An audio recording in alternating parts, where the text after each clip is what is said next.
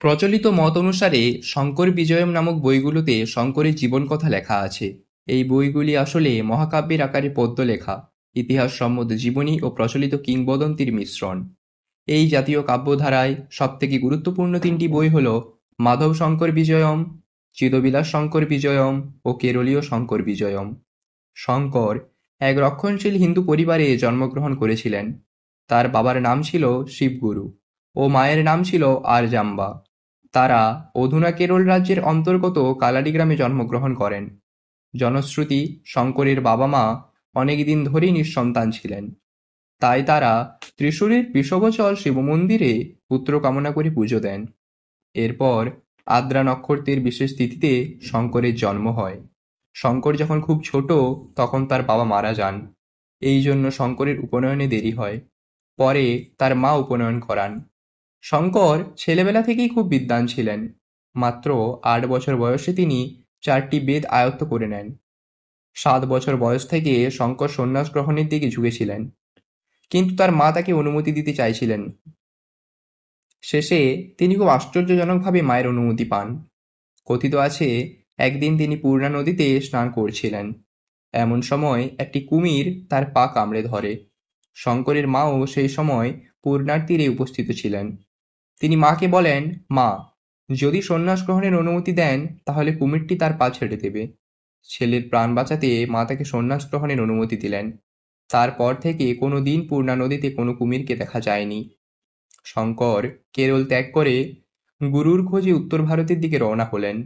নর্মদা নদীর তীরে ওঙ্কারেশ্বরে তিনি গৌড়পাদের শিষ্য গোবিন্দ ভগবৎপাদের দেখা পান। গোবিন্দ শঙ্করের পরিচয় জানতে চাইলেন। শঙ্কর মুখে মুখে একটি শ্লোক রচনা করেন। এই শ্লোকটি অদ্বৈত বেদান্ত তত্ত্ব প্রকাশ করে। গোবিন্দ তা শুনে খুব খুশি হন এবং শঙ্করকে শিষ্য হিসেবে গ্রহণ করেন। গোবিন্দ শঙ্করকে ব্রহ্মসূত্রের একটি ভাষ্য লিখতে এবং অদ্বৈত মত প্রচার করতে বলেন। শঙ্কর কাশীতে আসেন। সেখানে সনন্দন নামে এক যুবকের সঙ্গে তার দেখা হয়ে যায়। এই যুবকটি দক্ষিণ ভারতের চোল রাজ্যের বাসিন্দা ছিল। সেই প্রথম শঙ্করের শিষ্যত্ব গ্রহণ করেন। কথিত আছে, কাশীতে বিশ্বনাথ মন্দির দর্শন করতে যাওয়ার সময় এক চণ্ডালের সঙ্গে শঙ্করের দেখা হয়ে যায়। সেই চণ্ডালের সঙ্গে ৪টি কুকুর ছিল। শঙ্করের শিষ্যরা চণ্ডালকে পথ ছেড়ে দাঁড়াতে বললে চণ্ডাল উত্তর দেয়, আপনি কি চান? আমি আমার আত্মাকে সরাই, না এই রক্ত মাংসের শরীরটাকে সরাই? শঙ্কর বুঝতে পারেন যে এই চণ্ডাল স্বয়ং শিব এবং তার ৪টি কুকুর আসলে ৪ বেদ। শঙ্কর তাকে প্রণাম করে ৫টি শ্লোক বন্দনা করেন। এই ৫টি শ্লোক মনীষা পঞ্চকম নামে পরিচিত। বদ্রীনাথে বসে তিনি তার বিখ্যাত ভাষ্য রচনা করেন। আদি শঙ্করের সবথেকে বিখ্যাত বিতর্কসমূহের মধ্যে অন্যতম ছিল আচার অনুষ্ঠান কঠোরভাবে পালনকারী মন্দন মিশ্রের সঙ্গে তর্ক।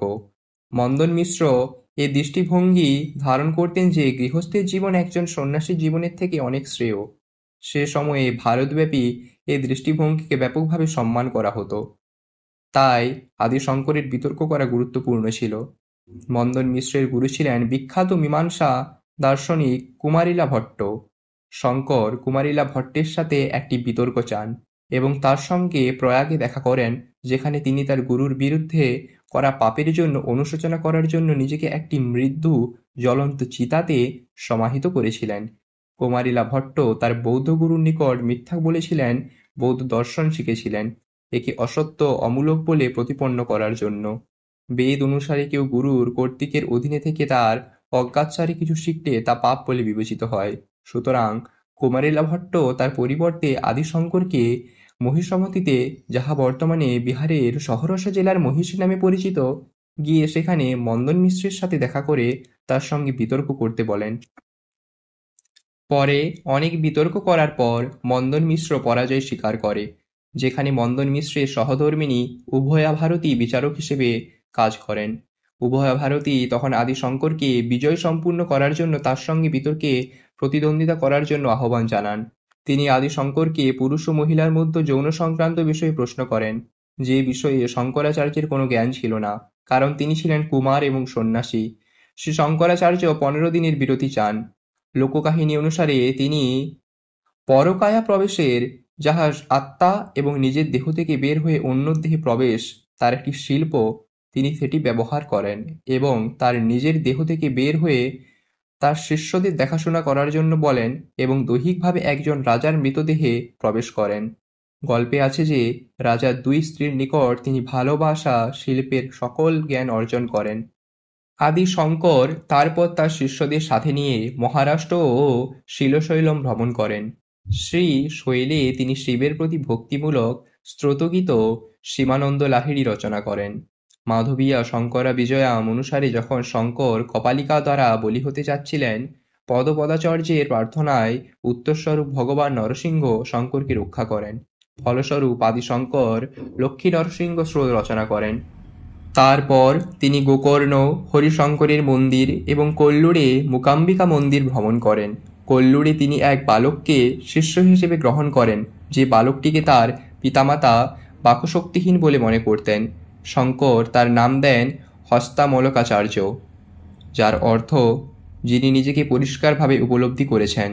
পরবর্তীতে তিনি সারদাপীঠ প্রতিষ্ঠা করতে শৃঙ্গেরি ভ্রমণ করেন এবং তোটকারজাককে তার শিষ্য বানান। এরপর আদি শঙ্কর অদ্বৈত দর্শনের বিরোধিতা করা সকল দর্শন অস্বীকারের দ্বারা এর প্রচারের জন্য দিগ্বিজয় ভ্রমণ করেন। তিনি দক্ষিণ ভারত হতে কাশ্মীর অভিমুখে ভারতের সর্বত্র এবং নেপাল ভ্রমণ করেন এবং পথিমধ্যে সাধারণ মানুষের মাঝে দর্শন প্রচার করেন এবং হিন্দু, বৌদ্ধ ও অন্যান্য পণ্ডিত ও সন্ন্যাসীদের সাথে দর্শন বিষয়ে তর্ক করেন। মালয়ালি রাজা সুধনভকে সঙ্গী হিসেবে নিয়ে শঙ্কর তামিলনাড়ু, অন্ধ্রপ্রদেশ এবং বিদর্ভের মধ্য দিয়ে যান। এরপর তিনি কর্ণাটকের উদ্দেশ্যে যাত্রা করেন, যেখানে তিনি একদল সশস্ত্র কাপালিকের সামনে পড়েন। রাজা সুধনভ তার সঙ্গীদের নিয়ে প্রতিরোধ করেন এবং কাপালিকাদের পরাজিত করেন। তারা নিরাপদে গোকর্ণে পৌঁছান, যেখানে শঙ্কর বিতর্কে শৈব পণ্ডিত নীলাকান্তকে পরাজিত করেন। সৌরাষ্ট্রের যাহা প্রাচীন কম্বোজ, তিনি সেই দিকে অগ্রসর হয়ে গিরনাথ, সোমনাথ ও প্রভাসের সমাধি মন্দিরসমূহ ভ্রমণ শেষে এবং এই সকল স্থানে বেদান্তের শ্রেষ্ঠত্ব ব্যাখ্যা করে দ্বারকা পৌঁছান।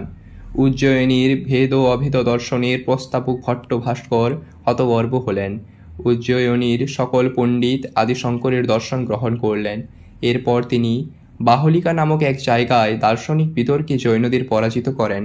তারপর তিনি কম্বোজ, উত্তরে কাশ্মীরের যেটা এখন এলাকা, দারোদা ও মরুভূমিতে অবস্থিত অনেক এলাকায় কয়েকজন দার্শনিক এবং তপস্বীর উপর তার বিজয় প্রতিষ্ঠা করেন এবং প্রকাণ্ড পর্বতচূড়া অতিক্রম করে কাশ্মীরে প্রবেশ করেন। পরবর্তীতে তিনি কামরূপে এক তান্ত্রিক নবগুপ্তের সম্মুখীন হন।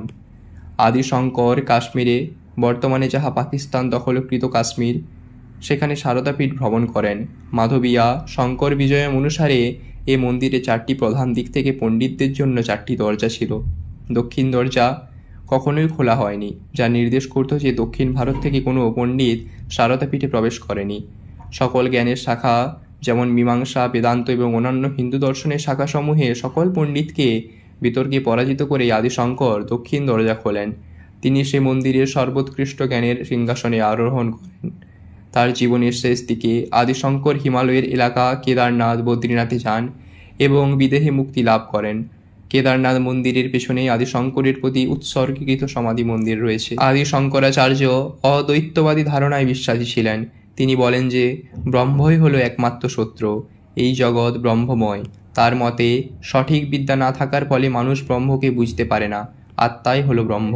এই ব্রহ্ম নির্গুণ এবং আনন্দময়, কিন্তু ব্রহ্ম আবার পারমার্থিক দৃষ্টিতে ব্রহ্ম হলেও ব্যবহারিক দৃষ্টিতে ঈশ্বর বলে প্রতিভাত হয়। অবিদ্যা ব্রহ্মের শক্তি বিশেষ, যার ফলে জীব নিজেকে ব্রহ্মের থেকে ভিন্ন মনে করে। প্রকৃতপক্ষে জীবাত্মা ও পরমাত্মা অভিন্ন। ভারতীয় সাংস্কৃতিক দিক থেকে অদ্বৈত বেদান্ত মতবাদের প্রভাব বেশি। হিন্দু ধর্মকে তিনি রক্ষা করেছেন। তিনি অষ্টাদশ মহাশক্তি পীঠস্রোতের মাহাত্ম্য প্রচার করেন।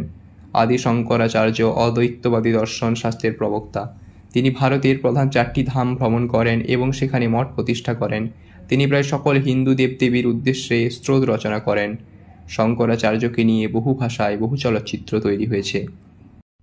আদি শঙ্করাচার্য সম্পর্কে কিছু গুরুত্বপূর্ণ কথা এই ভিডিওতে আলোচনা করা হলো। ভিডিওটি ভালো লাগলে চ্যানেলটি অবশ্যই সাবস্ক্রাইব করবেন এবং পাশের বেল আইকনটি দাবিয়ে দেবেন, যাতে পরবর্তী ভিডিও আপনাদের কাছে পৌঁছতে পারে। ধন্যবাদ।